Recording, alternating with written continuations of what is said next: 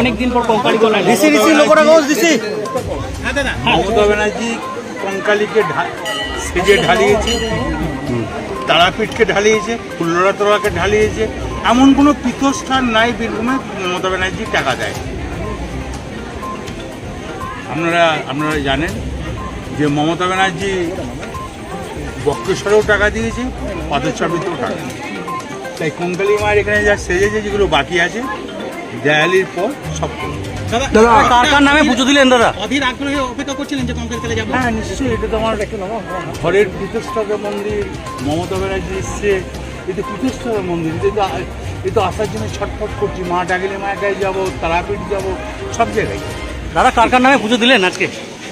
নিজের মেয়ে দিলাম, সুতবা পাল দিলাম, আমার স্ত্রীর নামে দিলাম, অভিষেক মমতা ব্যানার্জি। দাদা পার্থক্য কিছু বুঝতে পারছেন কঙ্কালী তলায় 2 বছরে কোনো পরিবর্তন এসছে কঙ্কালী তলা মন্দিরে? কোনো পরিবর্তন দাদা কঙ্কালী তলায় পুজো দেওয়ার সময় আবেগপ্রবণ হয়ে পড়েছিলেন? না বলছি আজকে আর কোনো প্রোগ্রাম আছে নাকি কোথাও যাওয়া?